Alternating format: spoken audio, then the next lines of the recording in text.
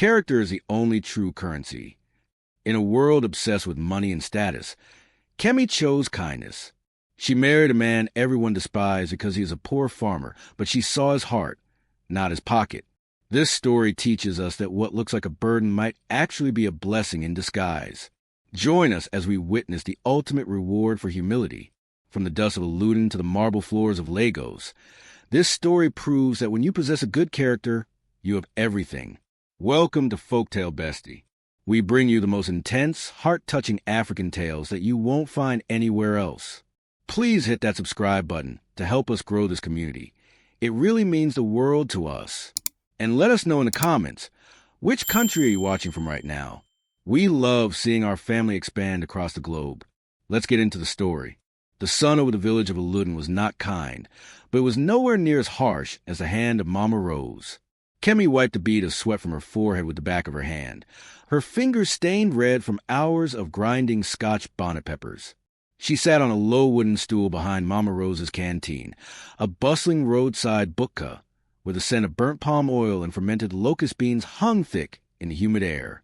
To the strangers passing through Aluden, Kemi was an anomaly, even with her faded, oversized Ankara gown that hung loosely off her slender frame, and her hair tied back in a rough, frantic bun. Her beauty was undeniable. Her skin held the deep, glowing richness of polished mahogany, and her eyes, though often cast downward in submission, possessed a clarity that made men stop mid-sentence. "Kemi, are you sleeping there?" The sharp sting of a wet towel snapping against her shoulder made Kemi jump. She scrambled to her feet, her heart hammering against her ribs. Mama Rose stood over her, a mountain of a woman with a face permanently etched in a scowl. Her stepmother. "I am almost done with the pepper, Ma," Kemi stammered, reaching for the large mortar. "You better be," Mama Rose hissed, her eyes narrowing as she noticed a male customer at the front staring openly at Kemi. "And stop twitching your hips like a possessed worm. You think your beauty will feed this family? Useless girl. If beauty was currency, we would be billionaires. But look at us, struggling to sell rice." Kemi said nothing.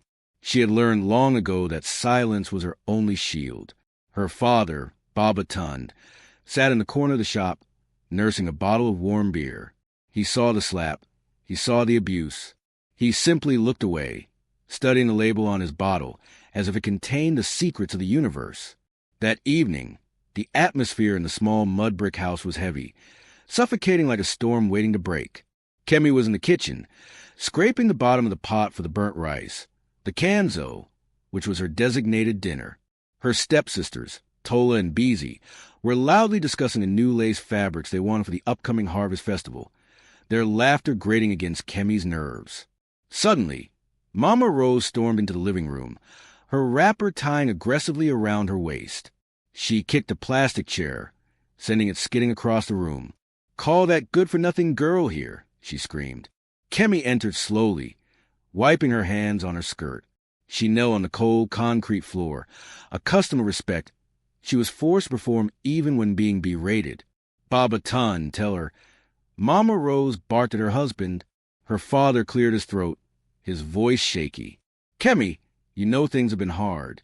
"Hard?"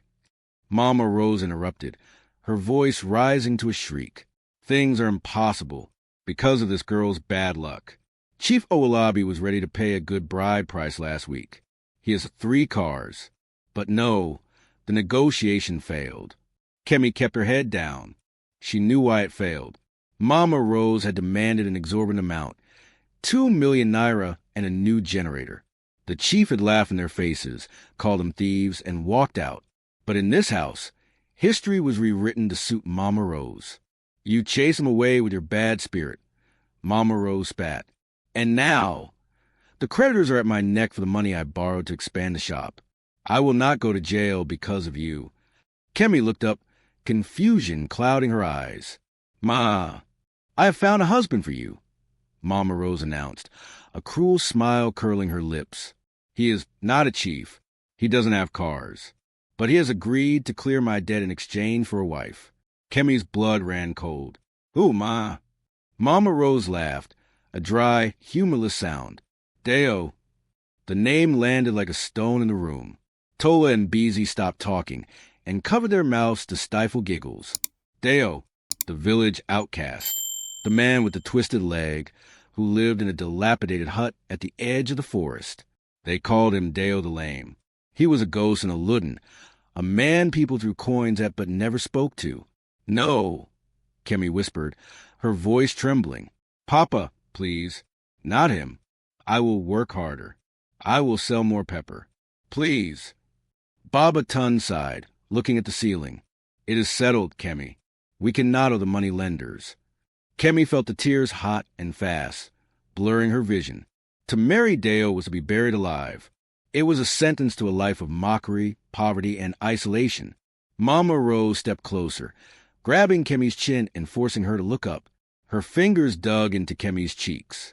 "Look at you," Mama Rose sneered, her eyes filled with jealousy and triumph.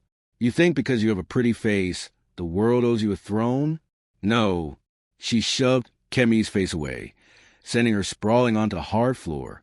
"Your beauty is a curse, Kemi," Mama Rose declared, her voice final and cold. "Pack your bags tonight. Tomorrow morning, you leave. Go and rot with that cripple." Kemi lay on the floor as her family walked away, the coldness of the concrete seeping into her bones, signaling the end of her life as she knew it. Morning arrived not with the joy of a new beginning, but with the heavy, gray silence of a funeral. There were no talking drums to announce a union, no aunts singing wedding songs, and no aroma of jollof rice wafting through the compound. There was only the sound of a rooster crowing in the distance and the sharp screech of the metal gate being unbolted. Kemi stood at the entrance of her father's house, clutching the handle of a checkered Ghana-must-go bag. It contained everything she owned: 3 faded wrappers, 2 blouses, a worn-out Bible, and a singular pair of rubber slippers. "Go!" Mama Rose said from the doorway, not even stepping out to see her off. She threw a small cola nut on the ground, a traditional gesture twisted into an insult, suggesting Kemi was a burden finally discarded. "Don't look back. This house is no longer yours." The gate slammed shut, the sound echoing like a gunshot in Kemi's chest. She turned toward the dusty red road. The walk to the outskirts of a Ludden, where the forest began and civilization seemed to end, was long. Usually, a bride would be escorted by her friends, dancing and cheering. Kemi walked alone. As she passed the market square, the village woke up to her humiliation. The women setting up their stalls paused, their hands frozen over trays of dried fish and tomatoes. "Is that not Kemi?" One woman whispered loudly, tilting her head. "Baba Tun's daughter?" "Ehen, it is her," another replied, wiping her hands on her wrapper. "They say she is going to Deo's hut." Can you imagine? From a chief's potential wife to a cripple's nursemaid. Beauty and the Broke Man, a young man hauling bags of Gary jeered, causing a ripple of cruel laughter to spread through the market. Kemi kept her eyes fixed on her feet, watching the red dust coat her toes. She felt their gazes like physical blows. Every whisper stripped away a layer of her dignity until she felt naked, exposed, and utterly worthless. She didn't cry. She had no tears left. She simply put one foot in front of the other, marching toward her sentence. By the time she reached the edge of the village, the noise of the market had faded, replaced by the chirping of crickets and the rustle of wind in the cassava leaves. And there it was, Deo's hut. It was a small mud brick structure with a roof of rusted corrugated iron sheets held down by heavy stones. It looked fragile, as if a strong harmattan wind could blow it away. Deo was waiting outside. He was leaning heavily on a thick, gnarled wooden staff. His left leg was twisted slightly inward, forcing him to stand with a perpetual, painful tilt. He wore a simple, worn-out gray buba and trousers that had seen better days, patched neatly at the knees. His face was rough, unshaven, and weathered by the sun, but his eyes were startlingly calm. Kemi stopped a few feet away, her grip tightening on her bag until her knuckles turned white. She waited for him to bark orders, to tell her to fetch water or start a fire, just as her father would have done. Deo shifted his weight, wincing slightly. He didn't move toward her, perhaps sensing her fear. "Welcome," he said. His voice was deeper than she expected, rough like gravel, but lacking the sharp edge of cruelty she was used to. Kemi didn't answer. She couldn't. "The door is open," Deo continued, gesturing with his head. Go inside. Kemi stepped past him, flinching as she moved within reaching distance, but he remained still as a statue. She entered the hut. Inside, it was shockingly sparse but meticulously clean. There was no furniture, just a woven mat in the corner, a small kerosene stove, a single pot, and a stack of books against the wall. The floor was swept, so clean, not a speck of dust remained. It smelled of earth and solitude. She heard the thud-drag of his staff as he followed her in. Kemi spun around, backing against the wall, her eyes wide with panic. Deo stopped in the center of the room. He looked at her, really looked at her, not with lust or ownership, but with a heavy sadness. I know this is not the life you dreamed of, Kemi, he said softly, leaning on his staff for support. I know I am not the husband you wanted. I have no gold to give you. I have no generator, no car, no status. He took a slow, painful step closer, and Kemi braced herself for the worst. But he stopped. But I promise you this, Deo said, his gaze holding hers intensely. In this house, you will never know hunger, and I will never, ever raise my hand against you. You are a wife here, not a slave. Kemi stared at him, her breath catching in her throat. The words were foreign to her. Not a slave? Deo turned away, breaking the intensity of the moment.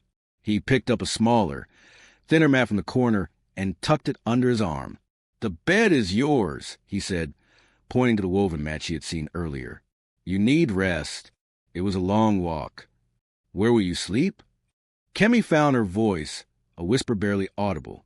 Deo moved toward the door, the thud-drag resuming. I will sleep outside on the veranda. The night air is good for my leg. He stepped out into the twilight, pulling the wooden door shut behind him, leaving Kemi alone in the dim room. She sank onto the mat, clutching her bag to her chest.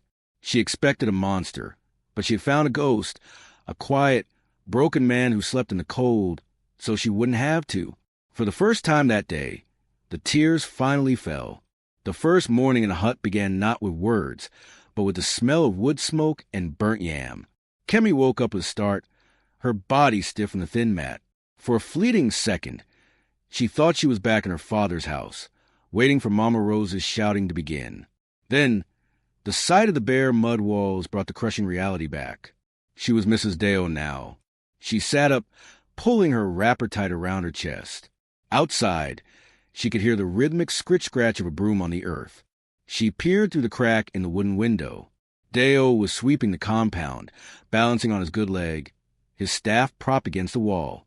After sweeping, he limped to the outdoor fire pit. He fanned the embers, his face glistening with sweat even in the cool morning air. He was boiling yam. When he finally entered the hut, he carried a chipped enamel plate with 2 steaming slices of yam and a dollop of palm oil. Eat, he said, placing the plate near her feet. You didn't eat yesterday. Kemi turned her face to the wall. I am not hungry. Hunger does not solve anger, Kemi, Deo said quietly. Starving yourself will not change where you are. I said, I am not hungry, she snapped, the first spark of fire she had shown him. Deo didn't flinch. He simply nodded, left the plate there, and picked up a heavy hoe. I am going to the farm behind the house. If you need anything, I am close. He left her in the silence. For 3 days, this was a routine. Kemi existed in a state of suspended animation. She refused to speak, refused to look at him, and ate only when he was out of sight, unable to deny the gnawing pain in her stomach. But she watched him from the safety of the darkened doorway. She observed Deo. His farm was a small patch of land filled with cassava and maize. Most men in the village worked with fluidity of motion, but for Deo, every movement was a war. She watched him lift the heavy hoe, his muscles straining, his bad leg dragging like a dead weight. Thud, drag, strike. He would stumble, almost falling into the dirt, but he never stayed down. He would grit his teeth, wipe the sweat from his eyes, and strike the earth again. Kemi frowned. Her father, Babatun, had 2 good legs, yet he spent his days drinking palm wine and complaining about bad luck. Here was a man with half a leg doing the work of 2 men. It confused her. It annoyed her. Then came the night the sky broke. It started with a low rumble, typical of the intense storms in Ocean State. Within minutes, the wind was howling, tearing at the thatched eaves of the hut. Then the rain came, a torrential downpour that sounded like stones hitting the corrugated iron roof. Kemi curled into a ball on her mat, terrifyingly aware of how fragile the hut was. Suddenly, a sharp crack echoed above her. A rusted sheet of zinc, loosened by the wind, shifted. Water poured in instantly, a cold, muddy waterfall splashing directly onto Kemi's face. She screamed, scrambling backward. The door burst open. Deo rushed in, soaking wet from the veranda. He saw Kemi pressing herself against the dry corner, shivering as the water flooded her sleeping space. The roof! Deo shouted over the roar of the rain. He looked around frantically. There was no wood, no plastic sheet to cover the hole. Without a second thought, Deo grabbed the only large object in the room, the wooden tabletop he had built himself. It was heavy. He dragged it over to where she sat, but the leak was spreading fast, spraying everywhere. He realized the table wasn't enough to block the spray from the wind. He dropped his staff. He picked up a thick woven sack, held it over his head like a shield, and positioned himself between the leak and Kemi. "Stay there," he commanded, his voice strained. He stood there, his bad leg trembling under the strain of his awkward stance, his body acting as a human dam. The cold rain hammered against his back. He didn't move. Kemi stared at him. The lightning flashed, illuminating his face. It was twisted in pain, his jaw locked tight, but he didn't step away. He was protecting her, not because he owned her, but because she was there. For hours, the storm raged. For hours, Deo stood guard, shivering violently, until the rain finally slowed to a drizzle. When morning broke, the floor was muddy, and Deo had collapsed onto the wet ground, exhausted. Kemi looked at him, really looked at him, and something inside her shifted. The shame she felt about her marriage began to crack, replaced by something else. Respect. She stood up, walked over to the corner where the food was kept, and picked up the cold yam from the night before. She ate it quickly. Then she tied her wrapper securely around her waist. When Deo stirred, groaning as he tried to sit up, he found the hut empty. Panic seized him. Had she run away? He grabbed his staff and hobbled outside. There, in the middle of the cassava farm, under the rising sun, was Kemi. She was holding a cutlass, hacking away at the weeds, choking the young crops. She was clumsy with the tool, but she was working. A group of village women passing by on their way to the stream stopped, their mouths hanging open. "Is that not the beauty queen?" one whispered. "Working in the dirt?" Kemi heard them. She paused, wiped the sweat from her brow, and looked Deo in the eye as he stood by the hut. She didn't smile, but she nodded.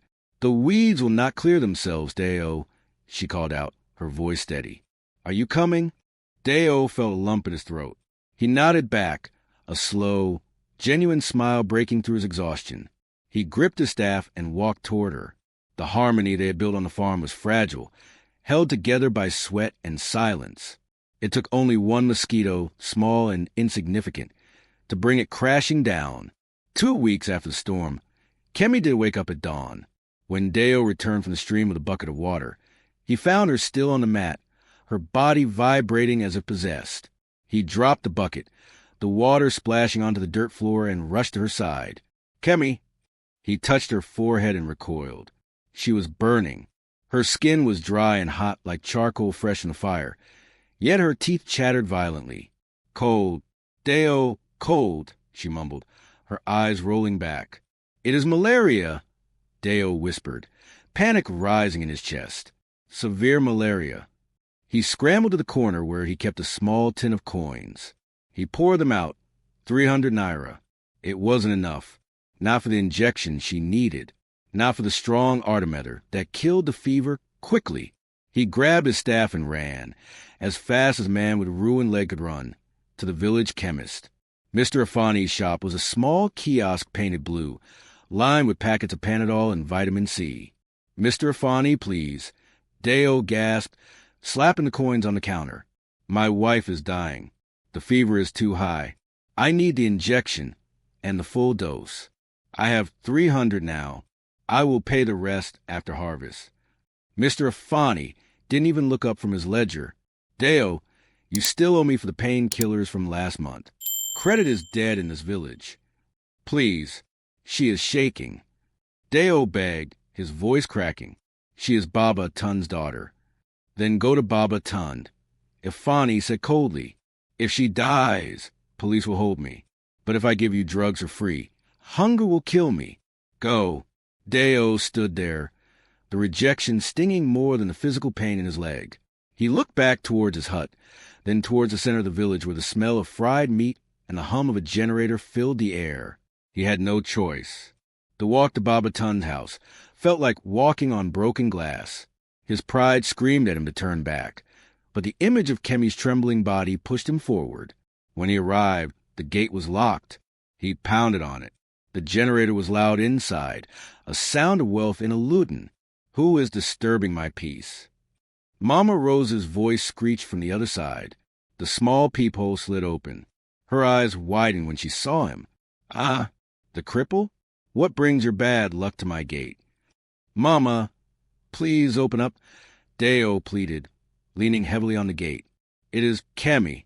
She is sick, very sick. It is malaria. I have no money for drugs. The gate creaked open, but only slightly. Mama Rose stood there, wiping her oily hands on a rag, a wicked grin spreading across her face. Behind her, Kemi's stepsisters, Tola and Beezy, peeked out, giggling. You want money? Mama Rose asked loud enough for the neighbors to hear. But I thought you were a man. You took a wife, didn't you? Is it not the husband's job to treat the wife? Please, Ma, just 2,000 naira. I will work for it. I will clean your gutters. Anything. She might die. Deo dropped his staff and felt his knees in the dust. A man begging for the life of the woman he was learning to love. Mama Rose laughed, a sound that chilled Deo's blood. Baba Tund, come and see your son-in-law. He is begging like a dog. She turned back to Deo, her face twisting into a scowl. We have no money for you. You bought the goods. The maintenance is your problem. Please. Get out, she screamed. She looked down at a bucket of soapy, gray water, sitting near the drainage, water used to wash dirty plates. Without hesitation, she heaved it up and splashed the entire contents over Deo. The cold, greasy water drenched him. It stung his eyes and soaked his clothes, smelling of rotten food and ash. Security! Mama Rose yelled. Release the dogs. A thief is at the gate. From the back of the compound, the barking of the local guard dogs erupted. Deo scrambled backward, grabbing his staff, slipping in the mud created by the dirty water. The laughter of the sisters echoed in his ears as the gate slammed shut. Deo sat there for a moment in the mud, soaked, smelling of garbage, shivering not from cold but from a rage so pure it felt like fire. He looked at the closed gate, the iron bars that separated the haves from the have-nots. He wiped the grease from his face. He didn't cry. The time for tears was over. He gripped his staff, his knuckles turning white, and pulled himself up. He stood on his good leg, then forced his bad leg to hold weight, standing tall despite the pain. Never again, he whispered to the closed gate, his voice low and dangerous. I swear on my mother's grave, this is the last time Damola Balogun will ever beg a soul on this earth.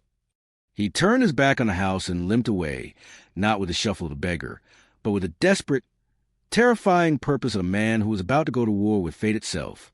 Deo did not return to the hut. To return empty-handed was to sign Kemi's death certificate.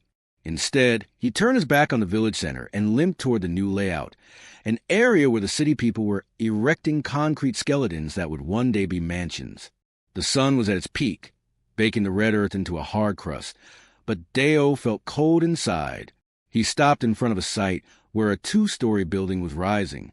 A mountain of sharp sand and a stack of heavy, gray 9-inch cement blocks stood by the gate. The foreman, a burly man with a toothpick stuck in the corner of his mouth, was shouting at a group of shirtless laborers. Oga!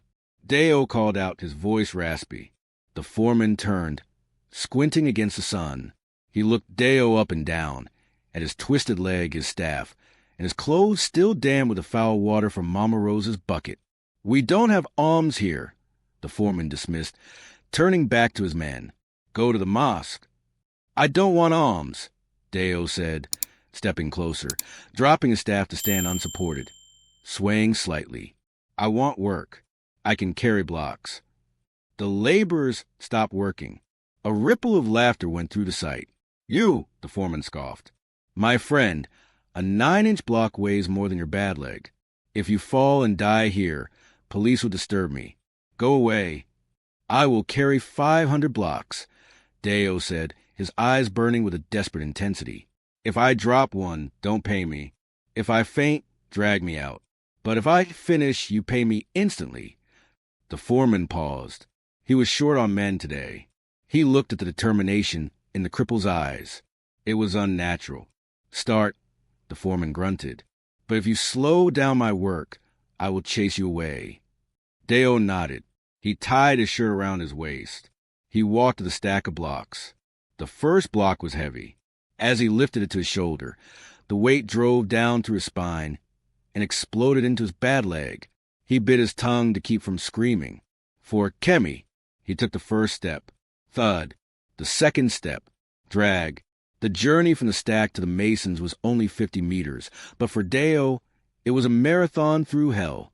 Every step was a negotiation with gravity. His bad leg trembled violently, threatening to buckle. The rough concrete of the block scraped the skin of his shoulder raw. 1 block, 2 blocks, 10 blocks.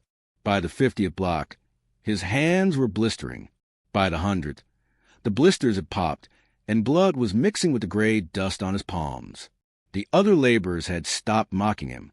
They watched in silence, unnerved by the rhythmic, agonizing sound of his movement. Lift, groan, step, drag. He fell once. His face hit the red dirt, the block grazing his ear. The foreman stepped forward to shout, but Deo was already pushing himself up. His teeth gritted so hard his jaw ached. He didn't look at anyone. He only saw Kemi's burning face. By sunset, the stack was moved. Deo stood by the foreman, his body shaking uncontrollably, his hands raw meat, his gray trousers stained with sweat and blood. The foreman didn't say a word. He reached into his pocket and pulled out a wad of cash. He peeled off several notes, more than the standard rate. "Take," the foreman said, his voice subdued, "and go home. You are a madman." Deo snatched the money with a bloody hand and didn't wait for a thank you. He limped to the chemist, bought the artemether injection and the syringe, and dragged himself back to the hut under cover darkness. Inside, Kemi was still shivering, barely conscious. Deo's hand shook as he prepared the injection, his medical knowledge from a past life guiding his battered fingers. He administered the drug, then forced water down her throat. Only then did the adrenaline fade. Darkness took him, and he collapsed on the bare floor, beside her mat. Kemi woke up to the sound of a rooster crowing. The violent shaking had stopped. Her head felt heavy, but the fire in her veins had cooled. She blinked, adjusting to the light. She saw the empty packet of medicine on the floor. Confusion knit her brows. Where did he get the money? She turned her head and saw him. Deo was sleeping on the dirt floor, not outside. He was curled up, looking small and broken. Then she saw his hands. They were resting near her face. The palms were shredded, raw pink flesh exposed where the skin had been torn away. Dried blood caked his fingernails. His shoulder, exposed by his torn shirt, was bruised purple and bleeding. Kemi gasped, covering her mouth. The realization hit her like a physical blow. He hadn't begged. He hadn't stolen. He had broken his body to buy her life. She reached out, her fingers trembling, and gently touched his wrist. Deo flinched in his sleep, his face twisting in pain, but he didn't wake. Tears, hot and fast, streamed down Kemi's face. She had spent her life waiting for a Prince Charming, a chief, a savior. She looked at this man, dirty, broken, rejected by the world, and saw something she had never seen in her father or the chiefs. "Deo," she whispered, her voice cracking with new, fierce emotion. He stirred, opening his eyes. He looked panic-stricken instantly. "Kemi? The fever? Is it back?" No, she choked out, sliding off the mat to kneel beside him, ignoring her own weakness. She took his battered hands in hers, not caring about the blood. Your hands, she wept, pressing them to her cheek. It is just work, Deo murmured, trying to pull away, ashamed. I found work. Kemi held on tighter. She looked into his eyes, seeing the man beneath the scars. They call you half a man, she said, her voice fierce and steady. But looking at these hands, Deo, you are more of a man than anyone in this village. You are more of a man than my father will ever be. Deo froze. For the first time in years, the wall around his heart crumbled. He let out a shaky breath. And in the quiet of the hut, a bond was forged that no amount of poverty could break. The rains that had almost destroyed the hut eventually gave way to a season of aggressive growth. In the weeks following the fever, a quiet transformation took place, not just in Kemi's body, which had regained its strength, but in the soil of their small farm. Deo didn't farm like the other men in Nollywood. He didn't just slash and burn. He treated the soil with a reverence Kemi didn't understand, mixing ash and compost in precise ratios, creating irrigation channels with his bare hands. The result was undeniable. While other farms struggled with a dry spell, Deo's ridges burst forth with yams the size of a grown man's thigh. They were Abuja yams, smooth, heavy, and white as snow inside. These will fetch a good price, Deo said one morning, brushing dirt off a massive tuber. He looked at Kemi, his eyes soft. You should take them to the market. You are the mistress of this harvest. Kemi tied her head wrapped tight. For the first time since her marriage, she didn't feel the heavy cloak of shame. She felt the weight of the yams in her tray, and it felt like dignity. The Nollywood market was a chaotic symphony of shouting voices, honking motorcycles, and the sharp scent of raw meat and fermented locust beans. Kemi walked through the crowd, balancing the heavy tray on her head with practiced grace. She found a small space near the pepper sellers and set her wares down. Immediately, eyes turned. The size of the yams drew attention. "Ha! Look at these tubers," an elderly woman exclaimed, touching one. "From whose farm?" "My husband's," Kemi said, her voice clear. "Your husband?" A sharp, mocking voice cut through the noise. "You mean the man who crawls on the ground like a lizard?" The chatter stopped. Kemi stiffened. Standing before her was Folake, her childhood friend. Or rather, the girl who used to be her friend until Kemi's fall from grace. Folake was dressed in a loud, bright yellow lace, her face caked in heavy makeup that melted in the sun. She was flanked by two other girls who used to envy Kemi's beauty. Folake, Kemi acknowledged, keeping her face neutral. "I am here to sell, not to gossip." Folake laughed, a harsh, grating sound.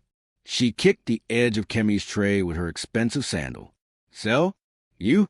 I thought you would be begging by now. We heard your husband was washing plates for money at the construction site. Is that true?" The crowd gathered, sensing blood. In Nollywood, the misfortune of others was the sweetest entertainment. "He works to feed his family," Kemi said, her heart pounding. "That is not a crime. It is a disgrace." Folake sneered, stepping closer. "You used to be the jewel of the village. Now look at you, dust on your feet, married to a useless cripple who cannot even stand straight." "Don't call him that," Kemi warned, her voice dropping an octave. "Or what?" Folake challenged. "What will you do? What will he do? Hit me with his walking stick." With a sudden, vicious shove, Folake pushed Kemi hard in the chest. Kemi stumbled back, losing her balance. Her foot caught on a stone and she fell. The tray tipped over. Crash! The prize yams, the result of Deo's sweat and blood, tumbled into the thick, black mud of the market gutter. The crowd gasped. Then some began to snicker. Folake smirked, crossing her arms. "Oops, it seems your bad luck is contagious." Kemi sat in the mud, staring at the ruined yams. The old Kemi would have cried. The old Kemi would have run away and hidden in the dark. But as she looked at the yams, she didn't see food. She saw Deo's bleeding hands. She saw him standing in the rain to keep her dry. She saw the man who had treated her like a queen when she had nothing. A cold fire ignited in her belly. Slowly, deliberately, Kemi wiped the mud from her face. She stood up. She didn't rush. She rose like a queen reclaiming her throne. The snickering died down. "You call him a cripple," Kemi said, her voice ringing out across the silent market, loud and steady. "You mock his leg. You mock his poverty." She took a step toward Folake, who faltered, unnerved by the intensity in Kemi's eyes. "Yes, my husband walks with a limp," Kemi declared, pointing a muddy finger at the group of women. "But he stands taller than any of your husbands. While your men spend their money on ogagoro and fresh mistresses, my husband breaks his body to ensure I sleep with a full belly." She turned to the crowd, her gaze sweeping over the men who had laughed at Deo. "He does not beat me. He does not insult me. He honors me," Kemi shouted, her voice shaking with emotion. "He is a man of honor in a village full of boys pretending to be men. So laugh. Laugh all you want. But I would rather live in a hut with a king than in a palace with a beast." Silence, absolute silence, descended on the market.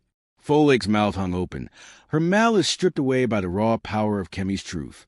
Kemi bent down, picked up the muddy yams, and put them back in the tray. She lifted the tray to her head. "I pity you, Folake," Kemi said softly, staring into the other girl's eyes, "because you don't even know what love looks like." With her head held high, Kemi turned and walked away. She didn't sell a single yam, but as she walked the long road back to the hut, she felt richer than she ever had in her life. She was going home to her husband. Kemi returned from the market not with money, but with mud on her wrapper and a strange, fierce light in her eyes. She didn't tell Deo about the fight. She simply set the tray down, washed the dirt from her hands, and began to pound yam for dinner, as if she hadn't just gone to war for his name. Deo watched her from his spot on the veranda. He saw the tremble in her hands as she tried to hide. He saw the way she rubbed her shoulder where Folake had shoved her. Something inside him broke.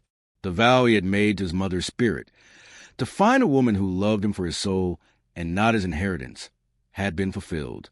But now, the test had turned into torture. To let this woman suffer one more day of humiliation would be a sin. "Kemi," he said that evening, his voice firm, "pack a bag. We are going to Lagos tomorrow." Kemi looked up from the fire, startled. "Lagos? Why? We don't have money for transport, let alone—" "My leg." Deo lied smoothly, tapping his knee. "The pain is moving to my spine. There is a specialist at a clinic in Yaba who treats charity cases. I have saved enough for the bus fare. We must go." Kemi didn't argue. If it was for his health, she would walk to Lagos if she had to. The next morning, they boarded a battered yellow Danfo bus at the park. It was cramped, smelling of stale sweat and petrol. Kemi squeezed into back row next to a woman carrying a crate of chickens, while Deo sat awkwardly beside her, his bad leg stretched out into the aisle, earning hisses from the conductor. The journey was grueling. 4 hours. The bus rattled down the expressway, dodging potholes and reckless trailers. Kemi held Deo's hand tight, whispering prayers every time the driver swerved. As they approached the outskirts of Lagos, near the Beggar Bridge, the traffic thinned out. Kemi leaned her head on Deo's shoulder, exhausted. Suddenly, the bus driver slammed on the brakes. "Jesus!" Kemi screamed, grabbing the seat in front of her. The bus screeched to a halt. Passengers began to shout. "Driver, are you mad? Why are you stopping?" "I didn't stop," the driver yelled back, his voice shaking. "Look." Kemi looked out the window. Her blood ran cold. 3 massive black SUVs, Toyota Land Cruisers with tinted windows, had blocked the road. 2 were in front of the bus, and 1 was behind, boxing them in. Blue and red lights flashed silently from the grills. "Armed robbers!" a passenger shrieked. "Everyone down! Hide your phones!" Pandemonium erupted inside the bus. Women started crying. Men tried to shove money into their socks. Kemi grabbed Deo, shielding him with her body. "Deo, get down. If they see you can't move fast, they might shoot." But Deo didn't move. He sat upright, his expression unreadable. "Deo, please." Kemi begged, tears springing to her eyes. The doors of the SUVs flew open. 6 men stepped out. They were not wearing the rags of highway robbers. They wore sharp black suits, dark sunglasses, and earpieces. They moved with military precision, surrounding the yellow bus. The bus conductor was shaking, raising his hands in surrender. "Oga, we're just simple people. Take the money, don't kill us." The lead security officer ignored the conductor. He walked to the side of the bus where Deo was sitting and slid the rusty door open with a loud clank. Kemi squeezed her eyes shut, waiting for the gunshot. "Good afternoon, sir." A deep, respectful voice boomed. Kemi opened one eye. The man in the suit was bowing. A deep, 90-degree bow of absolute reverence. He wasn't looking at the driver. He was looking at Deo. "The team is ready for extraction, Mr. Balogun," the man said. "We are sorry for the delay. The tracker on your phone was intermittent." The bus went deathly silent. The woman with the chickens stopped breathing. Deo sighed, a long, weary sound. He slowly peeled Kemi's gripping hands off his arm. "It's okay, Kemi," he said softly. "Deo, who are they?" Kemi whispered, her voice trembling with confusion. "Why are they calling you Mr. Balogun?" Deo turned to look at her. The rugged, pained expression he had worn for months melted away. His posture shifted. He sat up straighter, his shoulders squaring. "Help me up," he said to the security guard. The guard reached out a hand. Deo took it. And then, right there in the aisle of the dirty bus, Deo stood up. He didn't grab his wooden staff. He didn't grimace in pain. He stepped out of the bus onto the tarmac with a movement that, while stiff from months of pretense, was steady and strong. He stood at his full height, 6'2", imposing and powerful. He turned back to the bus and extended a hand to Kemi. "Come down, my wife," he said. The gravel was gone from his voice, replaced by the polished, authoritative tone of a man used to commanding boardrooms. Kemi was paralyzed. She looked at the wooden staff left abandoned on the floor of the bus. She looked at the man standing in the sun, the man she thought was a crippled farmer. "Who are you?" she gasped, refusing to take his hand. "I am Damola Balogun," he said, his eyes searching hers, desperate for understanding. "Son of Chief Badmus Balogun, heir to the Balogun shipping group." The passengers gasped.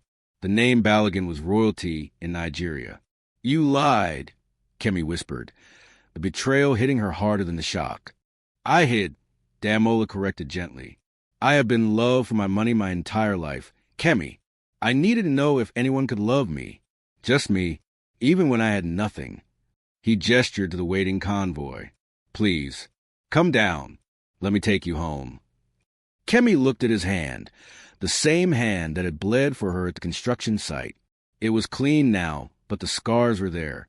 She looked at the waiting luxury cars, then back at his face. She wasn't looking at a savior. She was looking at a stranger. The interior of the Toyota Land Cruiser smelled of expensive leather and chilled air, a scent so foreign to Kemi that it made her stomach churn.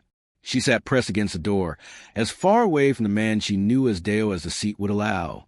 The silence between them was thick, heavier than the humid air of the village. Damola, she couldn't bring herself to call him Deo anymore, sat with his head in his hands. He had tried to speak twice, but the look Kemi gave him, a look of shattered trust, had silenced him. The convoy swept through the manicured streets of Banana Island, passing gates that guarded secrets and wealth beyond Kemi's imagination. Finally, they pulled up to a sprawling white mansion that looked more like a government building than a home. Servants in uniforms lined the entrance. The car stopped. The door was open for her. Kemi stepped out onto the marble driveway. She looked at the fountain, the perfectly trimmed hedges, the gold-plated door handles. Then she looked at Damola, who was adjusting the cuffs of his bespoke suit, the limp completely gone. "Welcome home, Kemi," he said softly, reaching for her hand. Kemi recoiled as if he had burned her.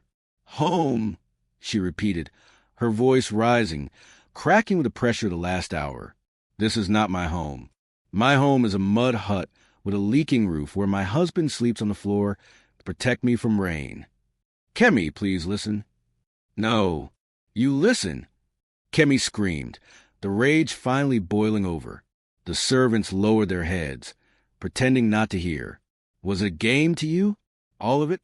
When I was dying of malaria, shaking on that mat? Were you laughing inside? When my stepmother poured dirty water on you, was it funny to you? It was never funny. Damola shouted back, his composure cracking. I almost lost my mind that day. Look at my hands, Kemi. The scars are real. I bled for you. You bled by choice. Kemi stepped closer, jabbing a finger into his chest. That is the difference. You chose to suffer. I had no choice. Poverty is a prison for me. Deo, for you, it was just a costume.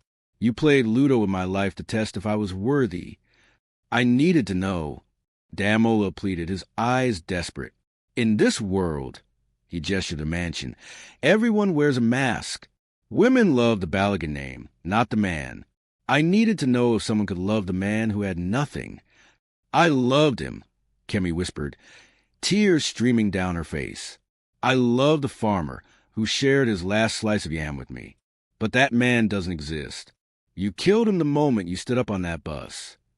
She turned around, facing the gate. I want to go back. Damola froze. What? Take me back to Uludden. I cannot be here. I cannot be with a stranger. Kemi, you can't go back. You have nothing there. Your family. I have my dignity, she cried, and I left it in that hut. If you have any respect for me, send me back. The drive back to Uludden was done in a different car, with a driver but without Damola. He had stood on the driveway, watching her leave, his heart breaking as he realized his test had passed, but he had failed the woman. Kemi returned to the hut. It felt cold. The spirit of the place was gone. She sat on the mat, staring at the empty space where Deo used to sleep. For 3 days, she existed in a vacuum, selling the remaining yams, ignoring the whispers of the villagers who wondered where her crippled husband had gone. On the 4th evening, the sound of a powerful engine shattered the village quiet. Kemi looked out the window. A sleek, silver Rolls-Royce Phantom was slowly navigating the bumpy dirt road, looking like a spaceship that had landed in the wrong century. It pulled up right in front of the dilapidated hut. The village children gathered, mouths agape. The door opened, and Damola stepped out. He wasn't wearing rags. He was wearing a crisp white senator suit and Italian loafers. He looked every inch the billionaire. Kemi stepped onto the veranda, her arms crossed. What are you doing here? Did you come to buy the village? Damola didn't answer. He walked past her, entered the hut, and took off his expensive shoes. He walked to the corner, picked up the old woven fan, and sat down on the dirt floor, right where he used to sit when he was Deo. I am not going anywhere, he said calmly, looking up at her. You can't stay here, Kemi scoffed. Look at you. You will stain your suit. I don't care about the suit, Damola said. I live where my wife lives. If you want to live in Banana Island, we live there. If you want to live in this hut, then I will be the richest man sleeping on a mud floor in Nigeria.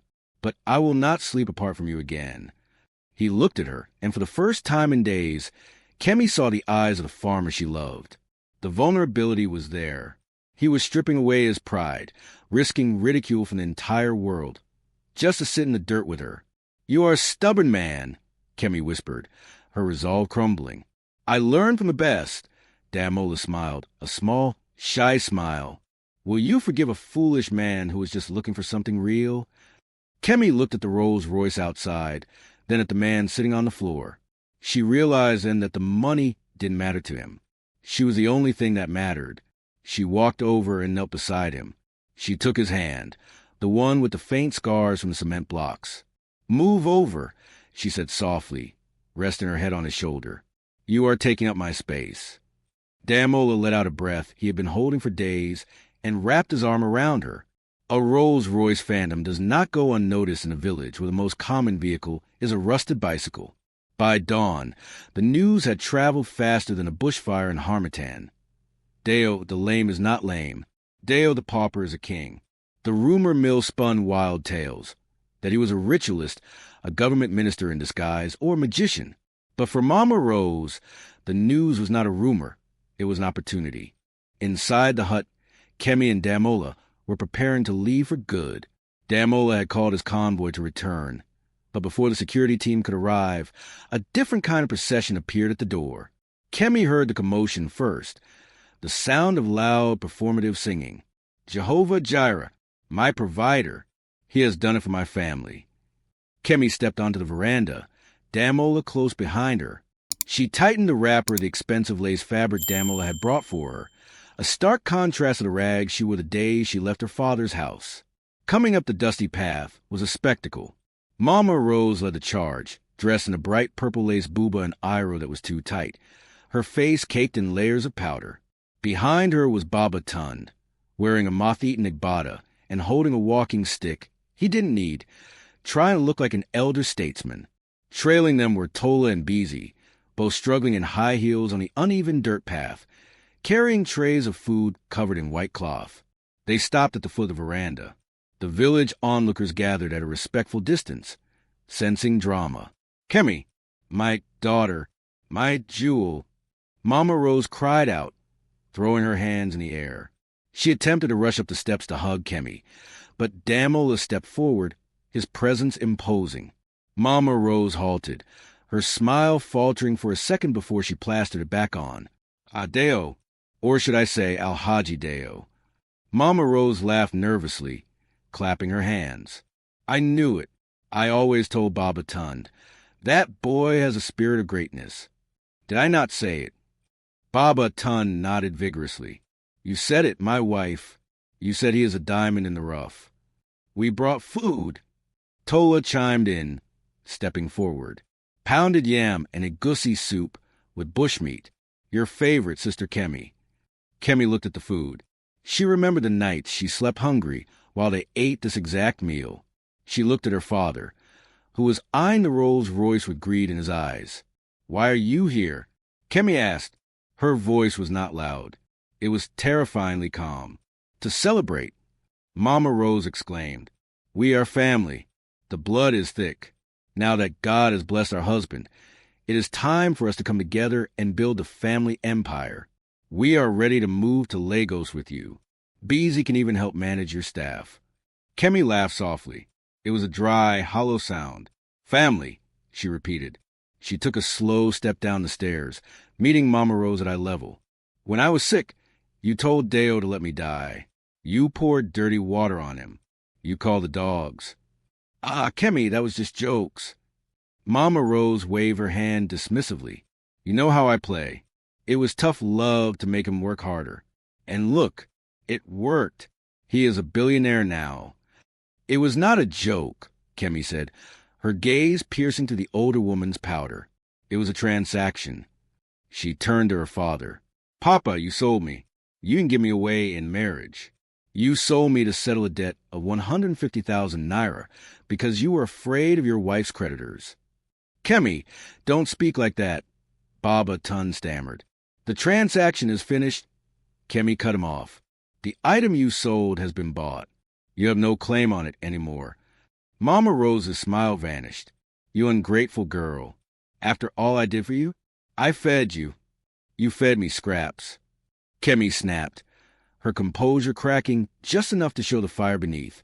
And now you smell money, and you are here like vultures. But this carcass is not for you. Damola stepped forward.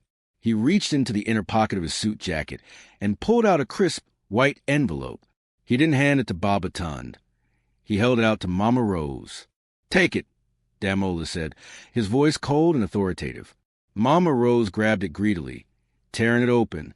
She pulled out a small stack of mint-fresh notes. She counted it quickly. Her face fell.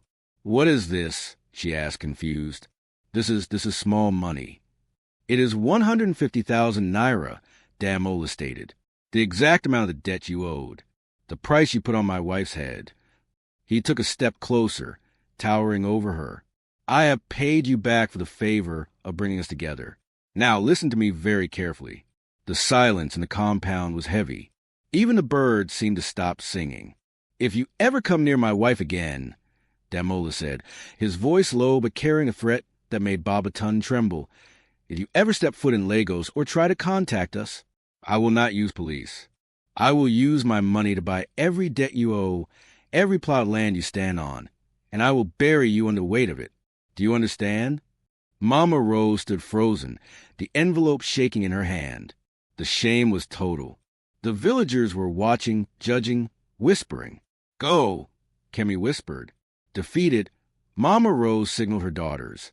They turned around, heads bowed, and began the long walk back to their house.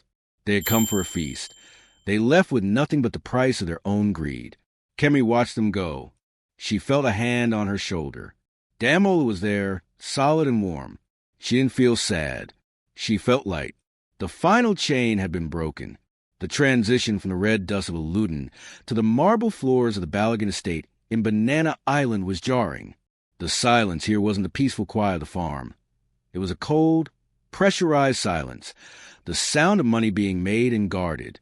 While Damola spent his days in boardrooms fighting to reclaim control of his shipping empire, Kemi navigated the shark tank of high society. But the most dangerous shark wasn't a socialite or a business rival. It was sleeping in the guest wing. Kelvin Balogun, Damola's younger brother, was a man who wore his greed like a second skin. He had expected to inherit the empire when Damola disappeared, and his brother's return had turned his inheritance into dust. One afternoon, Kemi was in the garden, pruning a hibiscus flower, a habit she kept to remind her of the farm. "You look out of place, Iowa," a smooth voice purred.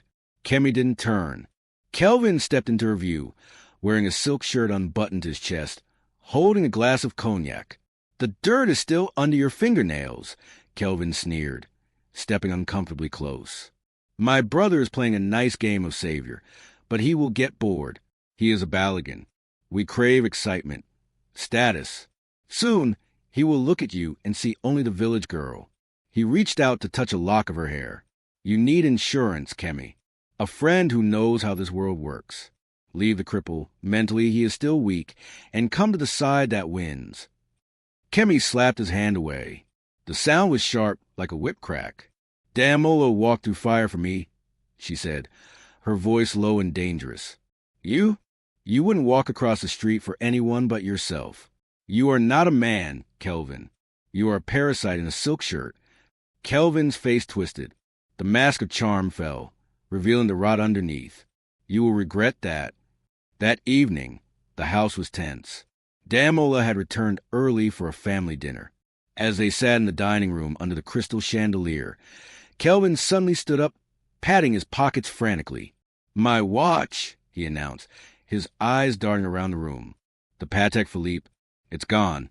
It was on the side table in the lounge." He turned his gaze directly to Kemi. And Kemi was the only one in the lounge before dinner. Damola frowned, setting down his cutlery. "Kelvin, sit down. We will find it." "No!" Kelvin shouted, feigning outrage. "I saw her near my things. You bring a village girl into a house of gold, and you are surprised when things go missing? I demand we search her bag. Now!" Damola looked at Kemi, his eyes full of apology. "Kemi, I am sorry, but let's just—" "Search it," Kemi said calmly. She pointed to her handbag resting on the chair. Kelvin grabbed the bag with a triumphant smirk. He appended it onto the table. Lipstick, a phone, and a wallet fell out. The watch was not there. Kelvin froze. He dug through the lining. Nothing. "Is that all?" Kemi asked, taking a sip of water. "You hid it." Kelvin stammered. "I saw you." "You saw nothing," Kemi interrupted. She stood up, leaning over the table. "In the village, Kelvin, we live with rats. We learn to feel the air change when they move. I felt you brush against my bag earlier. I knew you put something there." She pointed a manicured finger at Kelvin's own blazer pocket. "Why don't you check your left pocket? The one you haven't touched." Kelvin turned pale. His hand trembled as he reached into his own jacket. He pulled out the diamond-encrusted watch. I must have put it there and forgot," he stuttered, sweat breaking on his forehead. "You didn't forget," Damola said, his voice dropping to a terrifying growl. He stood up, knocking his chair back. "You tried to frame my wife." "Brother, listen." "Get out," Damola commanded. "You wanted inheritance? You have nothing. Leave this house tonight. If I see you near my family again, you will rot in Kirikiri." Kelvin looked at Kemi one last time. She didn't look triumphantly at him. She looked at him with pity. He fled the room, a serpent whose head had been crushed. 6 months later, the sun was setting over Ludden, casting a golden glow over the village. A small crowd had gathered to cut the ribbon on a new concrete building, the Kemi and Damola Foundation for Agricultural Support. It would provide grants, tools, and medical care for disabled farmers across the state. After the ceremony, Damola and Kemi slipped away from the applause. They walked down the familiar bush path until they reached the old hut. It was still there. The roof was still rusted, the mud walls still cracked. Damola leaned on his cane. He didn't need it anymore, but he kept it as a reminder. He looked at the spot where he had slept outside in the rain. "We could tear it down," Damola said. "Build a mansion here." "No," Kemi said, resting her head on his shoulder. "Leave it. It reminds us of the truth." "What truth?" Damola asked, kissing her forehead. Kemi smiled, looking from the humble hut to the man who had given up the world to find her. "That money is just paper," she whispered. "But character? Character is the only true currency." They stood there in the silence of the village, the billionaire and the village girl, richer in spirit than they could ever be in gold. And so, Kemi and Damola proved to the world that while money can buy a house, it cannot buy a home. It makes you wonder, doesn't it? If you met a Deo today, struggling, broken, and poor, would you treat him with the kindness of Kemi? Or would you walk away like the rest of the village? We would love to hear your thoughts. Do you think Damola was right to test Kemi for so long, or was it unfair to hide his identity? Let's discuss it in the comments below. If this story touched your spirit, please like this video and share it with someone who believes in true love. Don't forget to subscribe to Folktale Bestie and turn on the notification bell so you never miss a tale. Until next time, stay blessed.